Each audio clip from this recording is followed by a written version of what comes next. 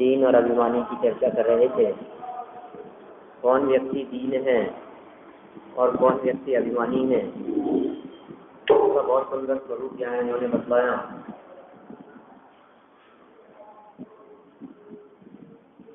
दुनिया में परमाणु को सबसे छोटा और आकाश को सबसे बड़ा कहा जाता है, लेकिन इन्होंने ये कहा कि परमाणु से छोटा दुनिया में कुछ नहीं है और आसमान से बड़ा कुछ नहीं है।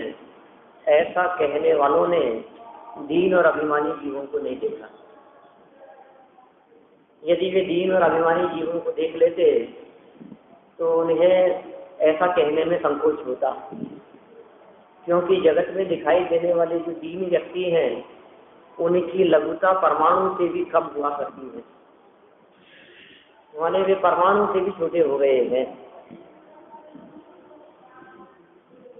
दीनता शब्द का जो यहाँ प्रयोग किया है, ये मांगने के अर्थ में किया है, याचना करने के अर्थ में किया है। स्वाभिमानी व्यक्ति किसी से कुछ याचना नहीं करता, किसी से कुछ मांगता नहीं है। हमारे जो दिगंबर संत हैं, जो मुनिराज हैं, जो गुरु हैं, वे भी कभी किसी से कुछ भी नहीं मांगते। और यहाँ आगे तो नई बात कहना चाहते हैं कि याचक का गौरव दाता में चला जाता है। कोई मांगने वाला व्यक्ति हो, कभी उसने मांगा नहीं, बहुत गौरव है उसका, बहुत महिमा है उसकी, बहुत सम्मान है, कभी किसी से कुछ नहीं मांगा।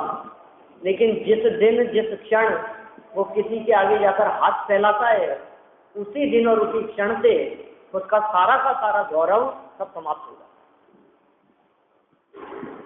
इसलिए दुनिया में मांगना अच्छी बात नहीं है।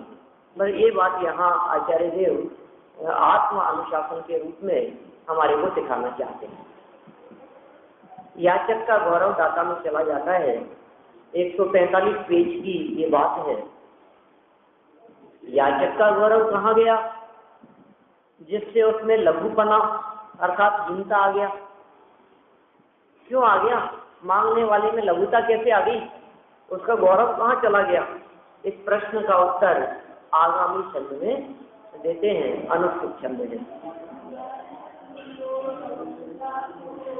मन्ये संक्रांत मन्यता तदवस्थौ कथं स्यातामीतौ सदा।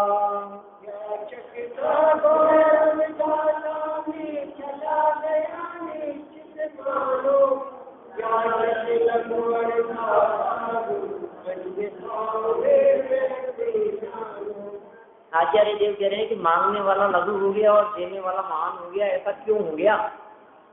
तो इसके पीछे यही कारण दिखाई देता है कि मांगने वाले का गौरव देने वाले को चला गया। तभी तो मांगने वाला व्यक्ति महान से हीन हो गया और देने वाला व्यक्ति हीन से भी महान हो गया।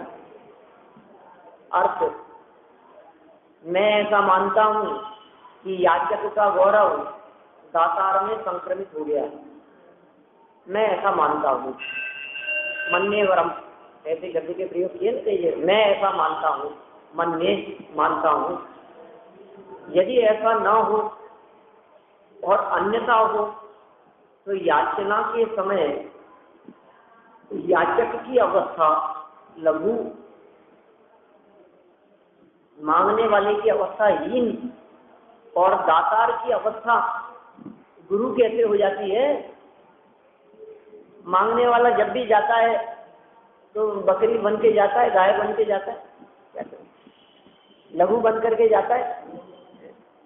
और हाँ, माने मांगने वाला तो लघु ही होता है, तो उसकी अवस्था लघु और दातार की अवस्था गुरु कैसे हो जाती? देखिए आप भावार्थ, यहाँ उत्प्रेक्षा अलंकार करके, उत्प्रेक्षा अलंकार करके आचार्य देव कहते हैं कि हमें ऐसा भाषित होता है कि पहले याचक और दातार दोनों एक समान थे, ऐसा लगता है। आचार्य देव कह रहे हैं दो व्यक्ति साथ साथ में रहते हैं, एक समान स्तर वाले हैं, लेकिन जब कभी क्या हुआ, समान स्तर में से एक ने दूसरे से मांगा तो मांगने वाला व्यक्ति लघु हो गया और देने वाला गुरु हो गया, बड़ा हो गया। ऐसा भाषित होता है कि पहले याचक और दातार, लेने वाला और देने वाला, पहले दोनों एक समान थे, परंतु जिस समय याचक याचना करता है और दातार देता है, उस समय याचक का बड़प्पन दातार में चला गया, इसलिए याचक हल्का हो जाता है, हीन हो जाता है, मांगने वाला लघु हो जाता है और दातार देने वाला महंत हो जाता है, बड़ा हो जाता है। यदि ऐसा नहीं होता हो तो उस समय याचक संकोच आदि के कारण हीन और दातार प्रफुल्लता आदि के कारण महान क्यों भाषित होता है? इसलिए दीनपना निषिद्ध है, इसलिए दीनपना करने योग्य नहीं। निषिद्ध है का अर्थ दीनपना करने योग्य नहीं है, क्योंकि दीनपना होने से उसका गौरव चला गया। देखिए, अब बहुत मार्मिक प्रश्न उठाया है यहाँ कि अच्छा, आपकी ये बात तो हमारे को समझ में तो आ रही है और ठीक भी लग रही है, लेकिन इसको सर्वथा नहीं मान सकते। क्यों नहीं मान सकते? क्योंकि इसमें एक बहुत बड़ी समस्या दिखाई दे रही है। क्या देने वाला व्यक्ति हमेशा महान ही होता है? क्या प्राप्त करने वाला व्यक्ति हमेशा लघु ही होता है? मांगने वाला व्यक्ति लघु और देने वाला व्यक्ति महान, यदि सर्वथा ऐसा ही माना जाए तो ये कह रहे मुनिराज भी दान लेते हैं तो क्या देवी हीन हो गए? बोलो, शिष्य की शंका है ऐसी। मुनिराज भी तो दान लेते हैं, अरे पैसे का दान नहीं लेते हो, लेकिन तो भी कम से कम आहार दान तो लेते ही हैं।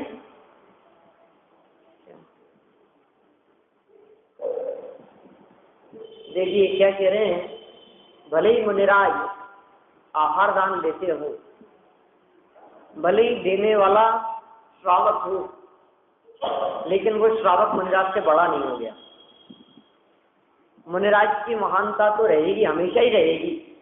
श्रावक की तुलना में तो मुनिराज महान ही रहेंगे, श्रेष्ठ ही रहेंगे, पूज्य ही रहेंगे। तो श्रावक तो लघु है और मुनिराज महान है। तो फिर साहब एक लेने वाला कौन है और देने वाला कौन है, ये बताओ इसमें। यार देने वाला तो श्रावक है, श्रावक देने वाला है तो वो महान होना चाहिए, और मुनिराज प्राप्त करने वाले लेने वाले हैं तो वो दीन होने चाहिए। बोले नहीं, ऐसा नहीं। देखो आप, मुनिराज याचना करके दीन होकर दान नहीं देते, समझना। हम किसी व्यक्ति से कुछ मांगते हैं तो हमारे में दीनता लघुता दिखाई देती है, लेकिन मुनिराज किसी के यहाँ जाकर के आहार लेते हैं तो मुनिराज में दीनता नहीं है, दयनीय नहीं दिखती उनकी दशा। दे दो ना, कोई तो मिल ही नहीं रहा है, कोई तो थोड़ा सा इशारा करके हाथ में रखाओ पलट तो, कोई इशारा कर दे। ऐसा होता है कभी? कभी नहीं होता है ऐसा। नहीं मिला तो नहीं मिला, विधि नहीं मिली तो नहीं मिली, कोई बात नहीं, आहार ग्रहण नहीं करेंगे। माने अपने गौरव को वे मांग कर और लघुता प्रदर्शित करके अपने गौरव को घटाते नहीं है। मुनिराज का स्तर बहुत ऊंचा है। ये कह रहे हैं याचना नहीं करते। किसने कह दिया मुनिराज याचना करते? मांगते नहीं है मुनिराज। मुनिराज के लिए कई स्थानों पर भिक्षावृत्ति शब्द का भी प्रयोग आता है, लेकिन वो निर्वांचक वृत्ति है, वो मांगने रूप वृत्ति नहीं है। अच्छा नहीं लगता ना, भिक्षुक कहते हैं। वास्तव में दिगंबर मुनिराजों के लिए भिक्षु शब्द का प्रयोग मिलता नहीं है, श्वेतांबर साधुओं के लिए भिक्षु शब्द के प्रयोग मिलते हैं।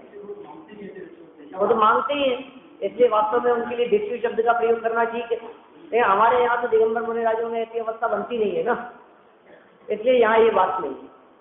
देखिए कैसी गजब बात कही है, मुनिराज भी दान लेते हैं तो क्या देवीहीन हो गए? उत्तर, मुनिराज याचना करके दीन होकर दान नहीं लेते। मुनिराजों में दीनता नहीं दिखती है। जिस प्रकार लोग राजा आदि को भेंट देते हैं देखो राजा को कोई व्यक्ति भेंट देता है तो राजा से लघु हो गया क्या? और देने वाला राजा से भी महान हो गया क्या? नहीं हुआ ना। जिस प्रकार लोग राजा आदि को भेंट देते हैं उसी प्रकार भक्त लोग विनय पूर्वक मुनि को दान देते हैं, विनय पूर्वक देते हैं, नवदा भक्ति पूर्वक देते हैं, बहुत भक्ति भाव पूर्वक मुनिराज को पड़गाहन करते हैं, 3 बार उनको प्रदक्षिणा देते हैं, अष्टांग नमस्कार करते हैं, पाद प्रक्षालन करते हैं, उनको उच्च आसन पर बिठा करके उनकी पूजन करते हैं। माने ये कितना गौरव है उनका। ऐसा नहीं है कि वे दान ले रहे हैं, आहार दान ले रहे हैं तो कोई लघु हो गए हो, ऐसा बिल्कुल नहीं। देखिए भक्त लोग विनय पूर्वक, क्या हुआ? हाँ, मतलब मुनिराज यदि अपने घर से थोड़ा सा आगे निकल जाए तो हाँ खेत खिलना होता है, दुखी होता है। मुनिराज आगे बढ़ गए, विनम्रता पूर्वक हाथ जोड़ता है, पड़गाहन करता है, खड़ा रहता है, हाँ गिड़गिड़ाता है, 10-5 बोलता है बार बार। देखो आप कैसी दशा। उसी प्रकार भक्त लोग विनय पूर्वक मुनि को दान देते, विनय पूर्वक दान देते मुनिराज को, और वे लोभासक्त होकर ग्रहण नहीं करते, इसलिए वे हीन नहीं है। देखो प्राप्त करने वाला, दुनिया में प्राप्त करने वाला जो व्यक्ति दिखाई देता है वो व्यक्ति तो कैसा होता है? लोभासक्त। तो चाहिए कैसे न कैसे करके ये सामने वाले दे दे, ये हमारी बात सुन ले, लोभ है उसके हृदय में, प्राप्त करने का, किसी वस्तु को लेने का लालच है उसके हृदय में, ठीक है ना। ये कह रहे हैं लोभासक्त होकर ग्रहण नहीं करते, इसलिए वे हीन नहीं है। लोभ से दीन होकर लेने वाला व्यक्ति ही हीन होता है। माने दीनता और हीनता की जो ये बात यहाँ कही गई है,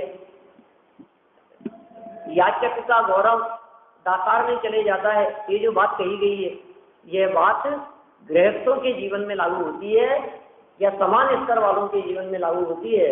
मुनिराजों का और श्रावकों का दोनों का स्तर न्यारा न्यारा है, इसलिए ये बात यहाँ लागू नहीं होती। और इसके लिए राजा का बहुत सुंदर उदाहरण दे दिया। जिस तरह प्रजा के लोग राजा को जाकर कितनी भी भेंट देवें, राजा राजा ही रहेगा, प्रजा प्रजा ही रहेगी।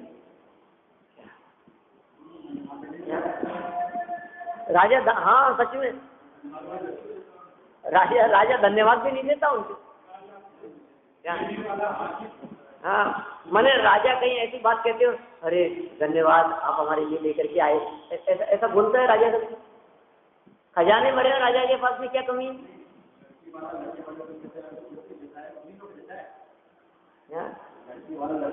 देखिए यहाँ लड़की लड़के वालों की बात नहीं है ना, यहाँ जो बात चल रही है ये राजा और प्रजा की बात चल रही है। बहुत सटीक उदाहरण दिया है यहाँ टोडरमल साहब ने, और जो उदाहरण यहाँ दिया गया है वो बिल्कुल हूबहू घटित होता है। जो स्थिति राजा प्रजा के सामने राजा की है, वही स्थिति श्रावक के सामने मुनिराज की है। लड़की वाले लड़के वालों में तो ये बात नहीं है, आजकल तो जमाना उल्टा है, आपकी ये बात चलेगी नहीं। आगे आगे आने वाले समय में तो बात और बिगड़ने वाली है। निरंतर घटती हुई लड़कियों की संख्या, ये देखना आगे क्या दशा होने वाली है। आज के 20 साल बाद में क्या होगा? हाँ उल्टा होगा, बिल्कुल ऐसा ही चलेगा। हाँ माने ये तो जैसे स्वयंवर हुआ करते थे ना, लाइन में खड़े रहते थे सब राजा, राजकुमार जो है, राजकुमार नरेश अलग अलग जगह के नगरों के, वो लाइन में खड़े रहते थे, और वो स्वयंवर करने वाली कन्या राजकुमारी वो लाइन से वरमाला लेकर के घूमती थी, किसके गले में वरमाला डालूं। ये ऐसी दशा होती हुई दिखाई दे रही है आगामी काल में, इसलिए खैर उनकी बात नहीं है। लेकिन सामान्य प्रजा की दृष्टि से राजा बहुत महान है, वो बालक है उनके, ठीक, क्योंकि दोनों का स्तर कभी समान नहीं हो सकता। प्रजा और राजा का स्तर समान नहीं हो सकता। दोनों के पद न्यारे न्यारे हैं, दोनों की अवस्था न्यारी न्यारी है। तो श्रावक और मुनिराज दोनों अलग अलग लेवल के व्यक्ति हैं। हाँ, लेकिन यदि कोई दो समान स्तरीय मुनिराज, उनमें से एक मुनिराज दूसरे मुनिराज से कुछ मांगते हैं तो फिर उनका स्तरहीन हो गया और देने वाले का महान हो गया। क्या मांगेंगे? एक मुनिराज दूसरे मुनिराज से क्या मांग सकते हैं? कोई शंका का समाधान, कोई प्रश्न का उत्तर, कुछ भी, जो कुछ भी मांगा जा रहा है, मांगने वाला व्यक्ति, पूछने वाला व्यक्ति तो लघु हो ही गया, और जो जवाब दे रहा है तो फिर गौरव अपने आप आता है। लेकिन यहाँ कोई अभिमान, घमंड वाली या लघुता वाली बात वहां नहीं बनती है। श्रावकों की तुलना में मुनिराज बहुत श्रेष्ठ हैं, इसलिए उनकी तुलना की यहाँ बात नहीं है। यहाँ तो हम आपकी बात कर रहे हैं कि हम लोगों के द्वारा किसी व्यक्ति से कुछ भी मांगना तो योग्य नहीं है। इतना इस श्लोक का मूल अर्थ और मूल भाव है। देखिए, वांछक और अवांछक की स्थिति, इन लोगों की क्या स्थिति है? वांछक माने वांछना करने वाला, वांछा करने वाला, इच्छा करने वाला, मांगने के लिए कदम बढ़ाने वाला, ये कौन है? वांछक है। और अवांछक कौन है? नहीं मांगने वाला। लेने वाले और देने वाले की गति विशेष का वर्णन आगामी छंद में करते हैं। गति विशेष का वर्णन आगामी छंद में कर रहे हैं। अनुष्टुप छंद है, ये बात हम पढ़ते हैं।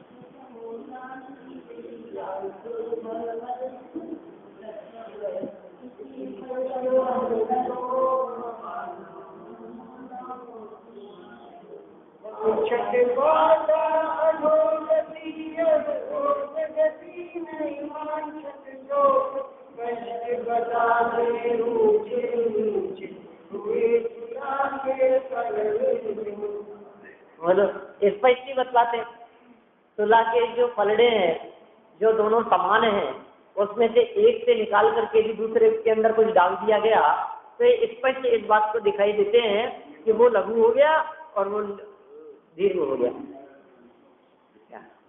कौन महान हो गया? ऊंचा कौन हो गया?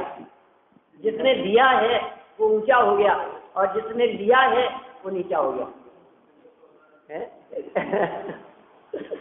आचार्य देव ने गजब किए हैं। देखो, वांछक पाता अधोगति, वांछक, वांछा करने वाला, मांगने वाला व्यक्ति अधोगति पाता है, अधोगति में चला जाता है।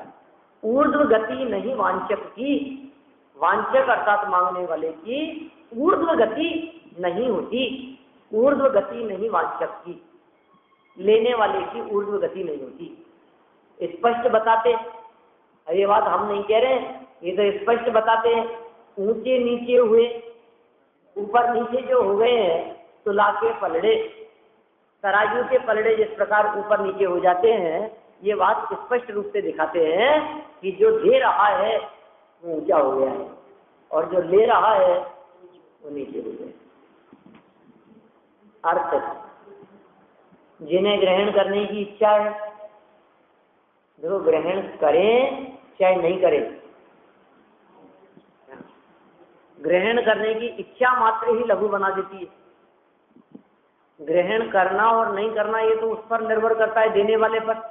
वो देगा तो ग्रहण कर पाएगा, नहीं देगा तो नहीं ग्रहण कर पाएगा। उदय के हिसाब से बनती है व्यवस्था। आपका उस जाति का कर्म का योग हो तो आप प्राप्त कर सके, और आपके उस जाति का कर्म का योग न हो तो आप प्राप्त नहीं कर सके। तो प्राप्त करना और नहीं करना ये तो अलग प्रकार की स्थिति बनती है। लेकिन वो देगा कि नहीं देगा उससे पहले तुमने मांग तो लिया।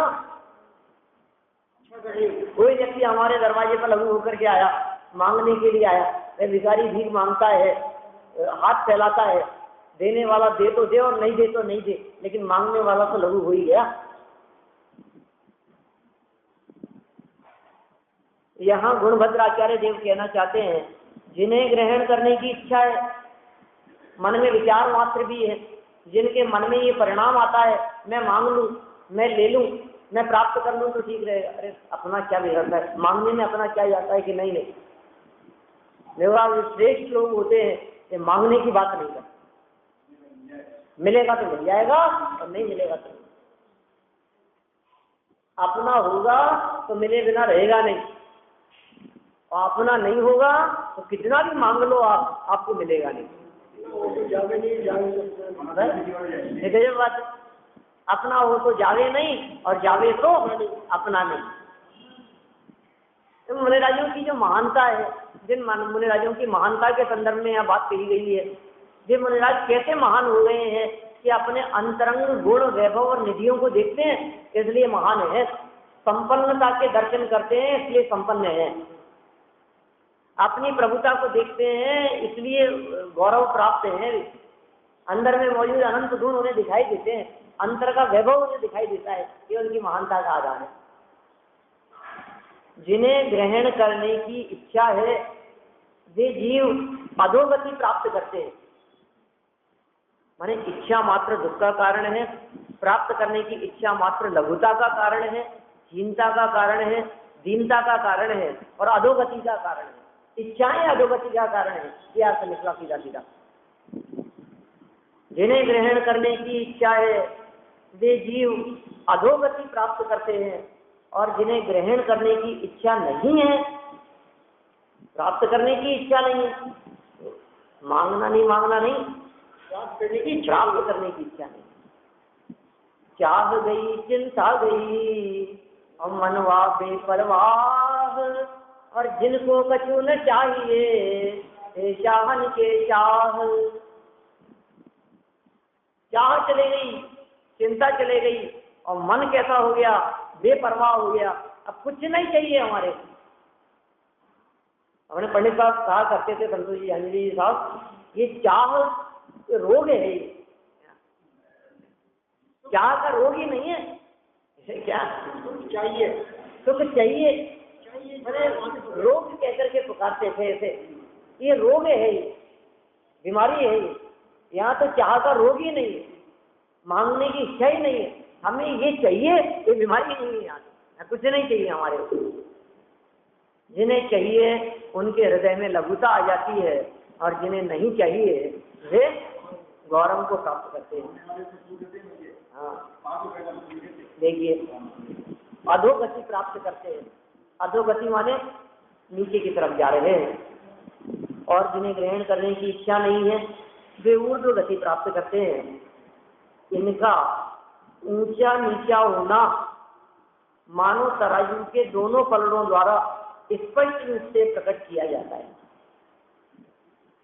कौन ऊपर होगा कौन नीचे होगा, नीचे और ऊपर होना ये तराजू के पलड़ों के माध्यम से सहज ही स्पष्ट हो जाता है। देखिए भावार्थ में टोडरमल जी साहब क्या कहते हैं, तराजू के दोनों पलड़े समान है, समान ही होते, परंतु जो पलड़ा अन्य वस्तु को ग्रहण करता है वह नीचा हो जाता है। तराजू उठाई हमने, दोनों पलड़े बराबर हैं, लेकिन जो दूसरे को ग्रहण करता है, दूसरी चीज को प्राप्त करता है, वो नीचा हो जाता है, और ग्रहण नहीं करने वाला ऊंचा हो जाता है।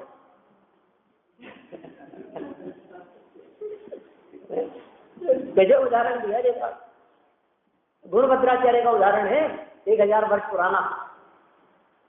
मूल श्लोक में तुलान तयो शब्द का प्रयोग किया है, तुला के समान, और टोडरमल जी राव ने उसका अर्थ लिखा है, तराजू के दोनों पलड़े समान हैं, परंतु जो पलड़ा अन्य वस्तु को ग्रहण करता है, अब देखो इसको सब तरफ से इस बात को लागू किया जा सकता है। ये तो लौकिक अर्थ के अंदर चर्चा चल रही है, आत्मानुशासन ये तो जगत सामान्य जीवों के लिए किया गया कथन है, लेकिन इसी बात को थोड़ा और आप गहराई में जाकर के देखें तो जो जगत के पदार्थों को प्राप्त करने की इच्छा रखते हैं उनकी अधोगति होती है और वे संसार परिभ्रमण करते रहते हैं, और जिन्हें जगत के किसी पदार्थ से कुछ लेना देना नहीं है, ऐसे वितराग भाव को अंगीकार करने वाले व्यक्ति वे इतने ऊर्ध्व हो जाते हैं कि जिनसे ऊपर दुनिया में और कुछ नहीं है, ऐसे लोकाग्र में जाकर के विराजमान हो जाते हैं, सिद्ध दशा की प्राप्ति हो जाती है। जब तक प्राप्त करता रहेगा, देखिए ऊर्ध्व गति प्राप्त करने के लिए, सिद्ध दशा की प्राप्ति करने के लिए, लोकोत्तम, लोक में जो सबसे महान है, सर्वश्रेष्ठ है, उस अवस्था को प्राप्त करने के लिए आप यदि कुछ भी ग्रहण करते हैं तो उस अवस्था को प्राप्त नहीं कर पाएंगे, और आप यदि छोड़ते चले जाते हैं आप हल्के होते चले जाएंगे और आप विद्यालय में जाकर विराजमान हो जाएंगे।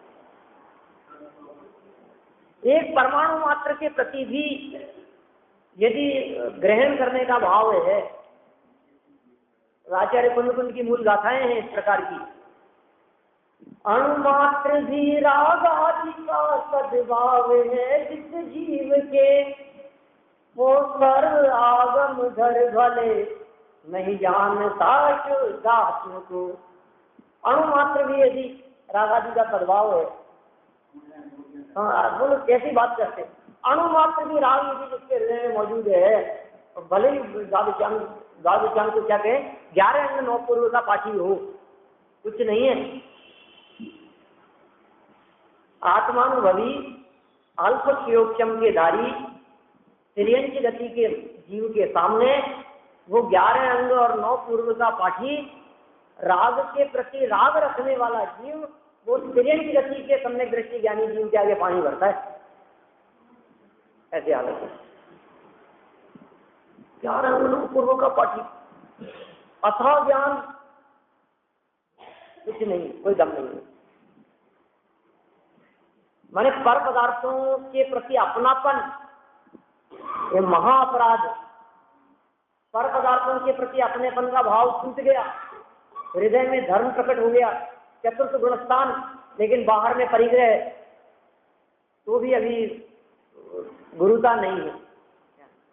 और फिर आगे बढ़ते बढ़ते जैसे जैसे गुणस्थान बढ़ते चले, वैसे वैसे क्या हो गया, प्रतिमाएं अंगीकार करता रहा, धीरे धीरे करके और छोड़ता रहा, त्याग बढ़ता रहा, उत्कृष्ट प्रतिमाधारी होकर के मात्र एक वस्त्र का धारी हो गया, और फिर उसके पश्चात त्याग करके सर्व आडम्ब परिग्रह, पीछे कमंडल मात्र को रखकर सर्व परिग्रह के त्यागी हो गए, 28 मूल गुणों के धारी। उनमें कुछ और गुरुपना आ गया है और महान हो गए हैं। लेकिन अभी भी जब पीछे कमंडल भी छूट जाएंगे, जब अंदर में मौजूद अनंतानुबंधी के साथ में प्रत्यय ज्ञान तो चली गई थी, संज्वलन भी धीरे धीरे चली जाएगी, ठीक है ना, वे भी नष्ट होती चली जाएंगी और 4 घातिया कर्मों का अभाव हो जाएगा। तब और इतने हल्के हो जाएंगे कि पृथ्वी से 5000 धनुष ऊपर चले जाएंगे। कितने हल्के हो गए, 4 घातिया कर्मों का अभाव होते ही जितने त्रयोदश गुणस्थानवर्ती जीव होते हैं सभी पृथ्वी से 5000 धनुष ऊपर चले जाते हैं, लेकिन अभी भी अघातीय कर्म मौजूद है, तन मौजूद है। और जब ये भी चला जाता है तो सबसे हल्के होकर लोग के अग्रभाग में जाकर विराजमान हो जाते हैं, साधे अनंत 7 राज्य ऊपर चले जाते हैं। इनसे ऊपर कोई नहीं, कोई जा ही नहीं सकता, उनके ऊपर कोई है ही नहीं। लोयक तो सिद्धांत क्या निमिचंद्राचार्य कहते हैं द्रव्य संग्रह में, लोयक तो सिद्धांत, लोग के अग्रभाग में जाकर के स्थित हो जाते हैं, ये महानता का आधार है। तो लौकिक जीवों को भी मांगना योग्य नहीं है, और लौकिक में भी वे व्यक्ति महान है जो देते हैं, देने वाला व्यक्ति महान है और लेने वाला व्यक्ति। देखो यदि समुद्र में, नदी में, ऐसे किसी स्थान पर है, आपके पास में जितना ज्यादा वजन है आप उतना ज्यादा डूबेंगे, क्या? और वजन यदि आपके पास में नहीं है तो आप नहीं डूबेंगे। बड़े पाषाण और शिलाखंड को अपने से बांधकर अपने कंधे पर रखकर कोई व्यक्ति नदी पार कर सकता है? डूबेगा ही। जिनके माथे भार वे डूबे मंझधार में, और हम तो उतरे पार झोंक भार को भार। माथे से वजन उतर गया, हल्का हो गया और सिद्धालय में जाकर विराजमान हो जाएगा, और माथे पर वजन बना हुआ है तो समझिए आप पार नहीं हो पाएगा। ऐसी बात यहाँ मार्मिक बात आचार्य देव कहना चाहते हैं। देखिए क्या बात है, तराजू के दोनों पलड़े समान है,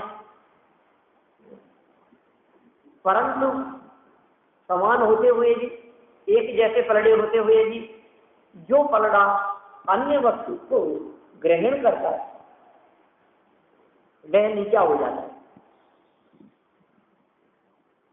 वजन बढ़ गया ना उसका, वो नीचे हो गया। नीचे हो गया मतलब डूब गया, डूब गया मतलब अधोगति हो गई, नरक देह में चला गया है? हाँ। और ग्रहण नहीं करने वाला ऊंचा हो जाता है। जो ग्रहण नहीं करता महान हो जाता। इन पलड़ों का यह स्वरूप मानो हमारी दशा को बताता है कि लोभ से पर वस्तुओं को ग्रहण करने वाला तत्काल भी नीचे होगा और भविष्य में भी नरकादि नीची गतियों में जाएगा। क्या कह रहे हैं पंडित जी साहब? लोभ से पर वस्तुओं को ग्रहण करने वाला, जिसने लोभ से पर वस्तुओं को ग्रहण किया है, तत्काल भी नीचे होगा और भविष्य में भी नरकादि नीची गतियों में जाएगा। और लोभ छोड़ने वाला व्यक्ति वस्तुओं का ग्रहण नहीं करेगा तो तत्काल भी ऊंचा रहेगा। देखो आप यदि किसी स्थान पर है, 10-20 लोग बैठे हैं और जो व्यक्ति रात को खाते हैं उनकी तुलना में जो नहीं खाते हैं, मतलब जिन्होंने छोड़ दिया है रात को खाना, वे वैसे महान हो गए। सब जगह माने त्याग करने वालों की जो महिमा है, त्याग करने वालों की जो कीमत है, छोड़ने वालों की जो महिमा है, वो छोड़ने वाले अपने आप ही ऊंचे हो जाते हैं औरों की तुलना में। वस्तु स्वरूप बतला रहे हैं, तराजू के पलड़ों का उदाहरण देकर के स्पष्ट कर दिया। छोड़ने वाला व्यक्ति अपने आप ही ऊंचा हो जाएगा। ज्यों ज्यों तराजू के दोनों पलड़ों में, मान लीजिए एक में बाट रखा है और एक में दाल तोल रहा है, चावल तोल रहा है पसारी, अब वो चावल ज्यादा हो गए। अब ज्यों ज्यों चावल की मतलब समझो आप एक छोटी बेरी निकालता है उतना ही ऊपर चला जाता है, फिर थोड़ा सा नीचे, फिर मतलब थोड़ा बहुत भी 10-20 चावल के दाने भी निकालता है तो उतना ऊंचा होता है। जैसे जैसे निकलेगा वैसे वैसे ऊंचा होता चला जाएगा। ऐसे गजब ज्यों ज्यों बढ़ता है त्यों त्यों नीचे होता चला जाता है, ज्यों ज्यों घटता है त्यों त्यों ऊपर होता चला जाता है। क्या बात कह रहे हैं आचार्य जी? तो आपने किसका त्याग किया? आपने रात्रि में अन्न का त्याग किया, अन्य लोगों की तुलना में कुछ ऊंचे हो गए। आपने रात्रि में अन्न के साथ साथ में फल मिठाई आदि का भी त्याग किया, आप और लघु हो गए। आपने रात को दूध पानी का भी त्याग कर दिया, आप और ऊंचे हो गए। आप रात्रि में तो नहीं लेते, सूर्यास्त के पौन घंटे पहले ही ले लेते हैं, आप और ऊंचे हो गए। माने देखिए आप जैसे जो जो त्याग करता जाता है, जैसे जैसे एक एक चीज को छोड़ता चला जाता है, वैसे वैसे महान होता चला जाता है। बात यहाँ बाहरी पदार्थों की छोड़ने की नहीं है, बात तो यहाँ परिणामों से निकालने की है। क्योंकि पहले ही इस बात को स्पष्ट किया जा चुका है, मांगना और मांगने की इच्छा करना। मांगने से तो अन्य लोगों के सामने लघु होगा और मांगने की इच्छा करने से स्वयं अंदर में ही लघु हो गया। देखिए किसी व्यक्ति के पास में जाकर के ये व्यक्ति धन की अपेक्षा रखता है, मांगता है उससे, तो लघुपने से ही मांगेगा, तो मांगने में तो लघु हो ही गया, इसमें तो कोई दौरा ही नहीं। अब मन में ये बात रहती है कि नहीं यार मांगना नहीं चाहिए, तो भी जब जब उसके सामने जाता है, मैं अपने मुंह से कहूंगा तो नहीं, लेकिन लघुपना तो दिखता ही है इच्छा होने से। ख्याल में आ रही है बस? मांगने पर तो लघु हो ही जाता है, लेकिन मांगा नहीं है, मांग नहीं रहे हैं, लेकिन मन में मांगने की इच्छा तो है, कहूंगा नहीं मैं, अपने आप ही दे दे क्या, तो भी अंदर में जो एक लघुपना है, जो दीनता है, वो तो वर्तती ही है। इसलिए अंतरंग की लघुता और दीनता को मिटाने के लिए पर वस्तुओं की चाह मात्र को मिटाने का उपदेश यहाँ आचार्य देव दे रहे हैं। या पर के प्रति आपकी इच्छा मात्र भी नहीं होनी चाहिए, पर पदार्थों के प्रति चाह भी आपके हृदय में नहीं होनी चाहिए। देखिए 143 पेज पर कहां तक हो गई बात? लोभ से पर वस्तुओं को ग्रहण करने वाला तत्काल भी नीचा होगा और भविष्य में भी नरकादि नीची गतियों में जाएगा। ठीक है। और लोभ छोड़ने वाला व्यक्ति, लोभ करने वाले की बात नहीं, लोभ छोड़ने वाला व्यक्ति वस्तुओं का ग्रहण नहीं करेगा तो तत्काल भी ऊंचा होगा रहेगा और भविष्य में भी स्वर्ग मोक्ष आदि ऊंची गतियों में जाएगा। स्वर्ग के साथ में मोक्ष के लिए भी गति शब्द का प्रयोग करके पंचम गति की बात कहना चाह रहे हैं। दुनिया में तो गतियां 4 ही प्रसिद्ध है, लेकिन जो चतुर्गति से मुक्त हो जाते हैं वे पंचम गति वाले कहलाते हैं। तो या तो स्वर्ग चला जाएगा या फिर मुक्ति की प्राप्ति कर लेगा। इस प्रकार युक्ति द्वारा स्पष्ट किया गया है कि दीनता से हीनता और दुर्गति प्राप्त होती है, इसलिए दीनता नहीं करना चाहिए। प्रश्न उठाया है पंडित जी साहब ने, दीनता में ऐसा कौन सा पाप है जिससे दुर्गति होती है? अच्छा, दीन हो गया तो क्या हो गया? उसने अनर्थ थोड़ी ने कर दिया, किसी की हत्या थोड़ी ने कर दी, क्या पाप कर दिया? प्रश्न है, प्रश्न करता है, दीनता में ऐसा कौन सा पाप है जिससे दुर्गति होती है? उत्तर, दीन व्यक्ति को लोभ कषाय की तीव्रता होती है, जिससे अन्य कषायें भी निर्बल हो जाती है।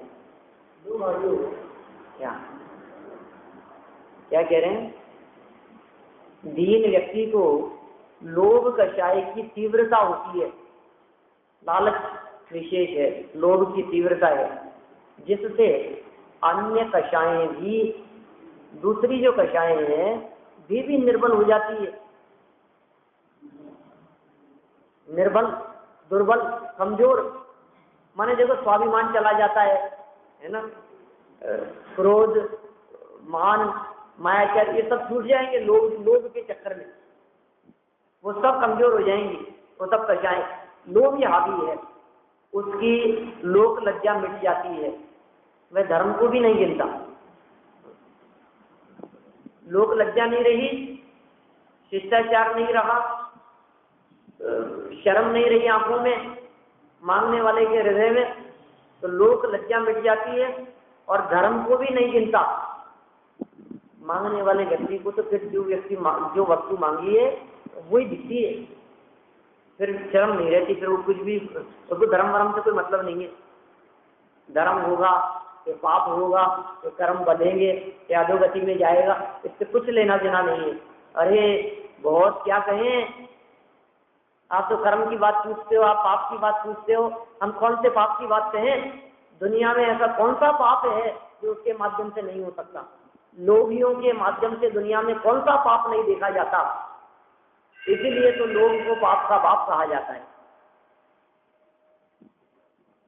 लोभ पाप का बाप बखाना, लोभ पाप का बाप बखाना, लोभ को पाप का बाप कहा गया। लोभियों के हृदय में हिंसा देखी जाती है, लोभियों के हृदय में झूठ, चोरी, कुशील, परिग्रह, पांचों पाप देखे जाते हैं। जिसके हृदय में पर वस्तुओं को प्राप्त करने की चाह रूपी लोभ वर्तता हो, जिसके हृदय में ऐसा लोभ व्याप्त रहता हो, अरे बहुत क्या कहें, जो धर्म सर्वोत्कृष्ट है उसका अपमान करके भी वह अपना प्रयोजन सिद्ध करना चाहता है। ये लोभियों की ऐसी दशा है। सर्वोत्कृष्ट, दुनिया में सर्वश्रेष्ठ कहा जाता है धर्म को, धर्म सर्वश्रेष्ठ है, धर्म सर्वोत्कृष्ट है। तो ऐसे धर्म को जो दुनिया में सर्वश्रेष्ठ है उसका भी वो अपमान कर देता है, इसलिए अपने प्रयोजन को सिद्ध करने के लिए। माने लोभी व्यक्ति के हृदय में स्वार्थ हावी हो जाता है, वो अपना ही प्रयोजन सिद्ध करना चाहता है, इसलिए दीनता। प्रश्न क्या किया था? दीन व्यक्ति, दीनता में ऐसा कौन सा पाप है? और ये कह रहे हैं इसलिए दीनता, तुम पाप की बात कर रहे थे, महापाप है। प्रश्न क्या किया था कि दीनता में कौन सा पाप है, और जवाब क्या दे रहे हैं कि दीनता तो महापाप है, अब इसमें कौन सा पाप होता है?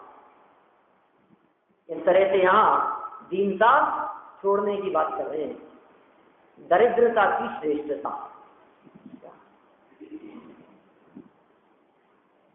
देखो, दरिद्रता की श्रेष्ठता ऐसी बात कहेंगे, आगे करने वाले हैं चर्चा, अपन कल पढ़ेंगे इसके बारे में। माने ये बात बताना चाह रहे हैं कि दरिद्र जो व्यक्ति है वो दरिद्र होना फिर भी अच्छा है, किससे? मांगने वाले। दरिद्रता को कोई अच्छा नहीं बता रहे, लेकिन मांगने वाले से अच्छा बता रहे। जो अधिक पैसे वाला होकर के भी मांगता है वो लघु है, और जो नहीं मांगता है वो दरिद्र होकर के भी महान है। ऐसी विशेष बात ये आगामी शब्द में कहना चाहते हैं। अपन इसकी चर्चा फिर करेंगे, कल नहीं सुने यहाँ और परसों।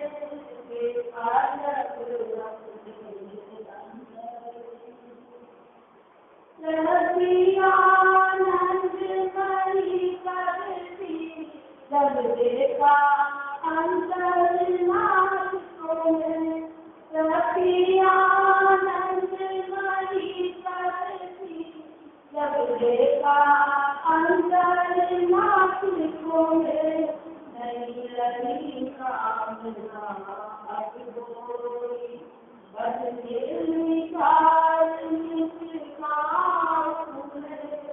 नहीं लगी कामना अब कोई बस निर्विकार निष्काम देखा जग जग मेरे अंतर को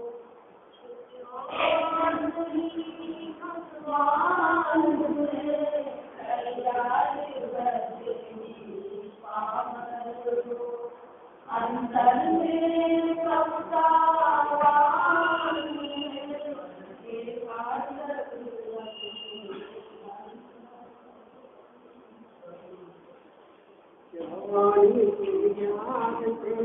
तुझे लो तारो तो वाणी में सचल